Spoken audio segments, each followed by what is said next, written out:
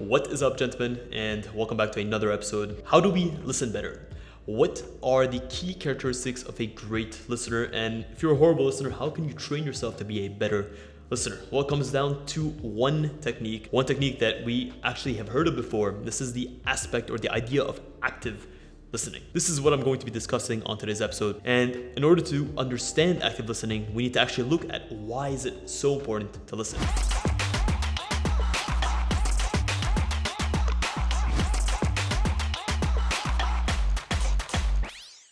Well, I've discussed this in a previous episode that has been posted on the channel, but in short, it gives you the opportunity to learn. You have 2 ears, 1 mouth, and this was by divine design. The idea that you should listen much more than you speak is rooted in ancient philosophy, and it comes down to the fact that you can gain so much by simply listening, opening up your ears, and actually taking in the experiences of others. Now, today's episode, I'm going to give you the tools that you need to listen better. That way, you can connect better with people, you can get the information that you need to make educated decisions, and you can actively give yourself the best possible tools to succeed at life and with people in all areas. There are 3 key parts of active listening, and they come down to the cognitive, they come down to the behavioral side, and they come down to the emotional side. The cognitive side of active listening comes down to being able to take in the information, both explicit and implicit, to be able to process it and to be able to dissect it in a way that allows you to make sense of what's being said. From a behavioral side,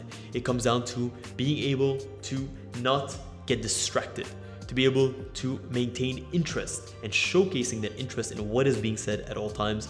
And emotionally, you need to be able to remain calm, cool, collected, and not be affected, not show that immediate effect by what is being said, and maintaining a sense of stoicism, being able to generate your response from a centered place as opposed to from an emotional state. These are the 3 key parts of active listening. So how does one get good at active listening? Well, first you have to understand that this is going to be a lifelong endeavor. You don't just get good at active listening immediately. You don't get good at active listening by simply clicking your fingers. This is something that you just practice. But the first part of practicing is knowing what are the key characteristics or what are the main things that I need to practice.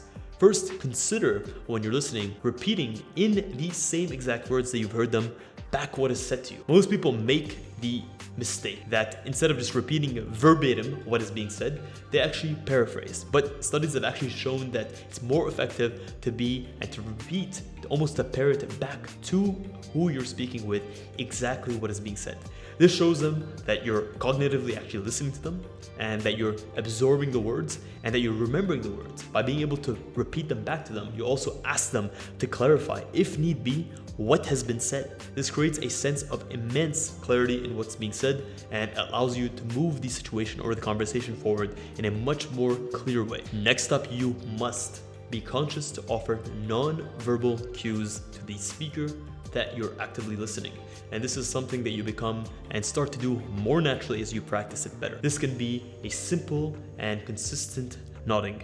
It can be a more attentive posture. It can be consistent eye contact. All of these things are much needed in a scheme of active listening because they are an indicator to the person in front of you that yes, you are indeed listening, that you are indeed taking in the information and you're processing it. Even if you're doing this, but you're doing all of this without these active or these actual verbal or non-visual cues. Because they're non-visual, the person in front of you would not know, and this would create a sense of disconnection between the person speaking and the person listening, giving your participant active sense that you are listening, that you're absorbing the information goes a long way to keep them engaged in what they're saying. Number 3, please pay attention to non-verbal cues. When someone is speaking, they're giving you 2 modes of information. They're giving you explicit information, implicit information. Explicit information is what is being said, and the amateur, the beginner, the person that doesn't like to listen, takes everything at face value.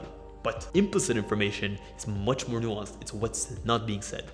This comes down to the gestures, the body language, the cues, even the tone of voice that someone is speaking with. Some non-verbal cues to pay attention to are eye contact. Do they have shifty eye contact? Is it erratic? Is their tone of voice, is it calm? Is it collected? Is it erratic? Is it jittery? Their body language. How is their posture? Are they attentive? Are they closed up? Are they open? All of these things give you an indication of what is not being said. Sometimes, and most times actually, what is not being said far outweighs what is being said and gives you so much more information that you can use down the line. Number 4, ask more questions, especially than you think you need to. Most people don't ask enough questions. Asking questions, especially the right questions at the right moments, allow the conversation to flow into more interesting places, into areas that allow the speaker to give more of themselves, to share more of themselves. And by actually asking the right questions, you're doing two things. You're allowing the conversation to flow naturally, which is a big plus for both parties,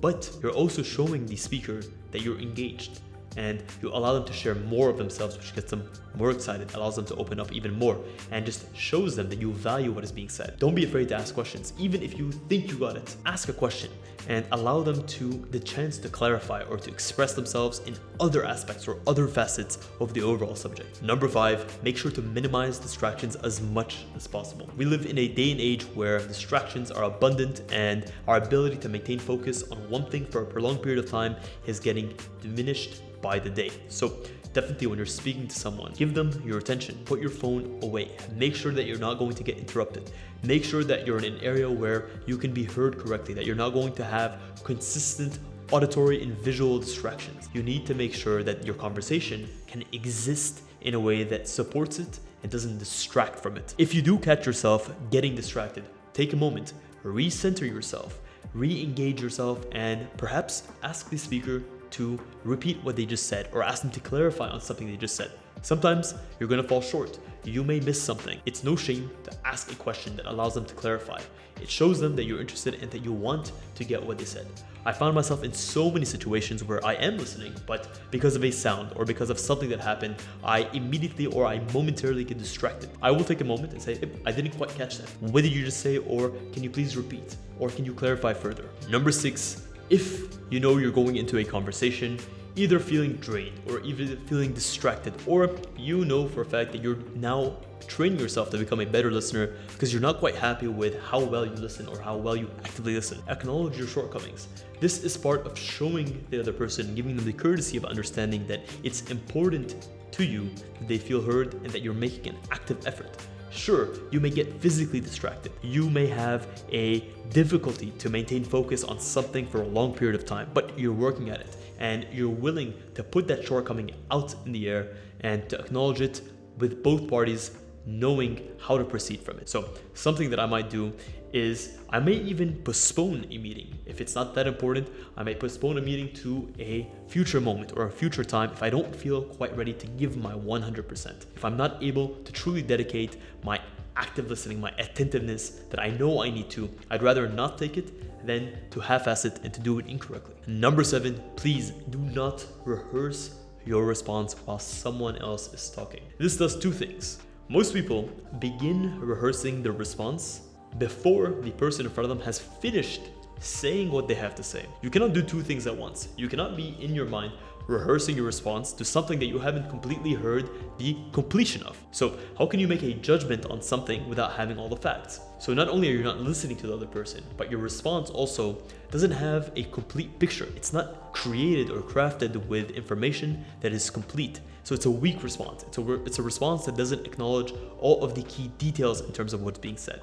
Also, this idea of rehearsing your response shows the other person that you're not actually paying attention. You don't care. What you care about is being right. What you care about is giving your point of view. What you care about is not necessarily what is best for everyone, what is best for the conversation, but what is best for what you want. And this sometimes may not be the best for you because it's coming and it's based off of very limited information. Take a moment, take in all of the information, try to avoid making judgments before you've heard everything, and once the conversation is done, take a step back, Take a moment, process the information, and get back to them with a response. This is something that you'll have to train and develop over time, but believe me when I say that you can become very adept at quickly and effectively putting information together and generating a response that is balanced and that takes all of the key pieces of information into account. Last but not least, and definitely one of the most important, is please monitor your emotions. I know a conversation is going nowhere when either me or the person in front of me gets triggered, becomes emotional. I understand that this conversation is no longer being spoken with a sense of logic, being spoken with in a way that is actually trying to find a suitable outcome for what is being spoken about. When you get emotional, your ability to rationalize, your ability to actively strategize goes out the window. You're no longer thinking from a centered place. You're thinking from an emotional place, from a place that's triggered, that's angry, that's annoyed. Monitor your emotions. Are you getting triggered by something that's being said or a specific point that's being made? And are you beginning to generate in your mind a meticulous response to something that you may not understand fully because you're allowing your emotions to get the best of you? Try to maintain a neutral aesthetic, or even if you do get triggered, mentally take a step back. Allow yourself to discard this anxiety, allow yourself to discard this emotional trigger, and come back and respond from a place of centeredness, of authenticity, and watch how your conversation moves forward.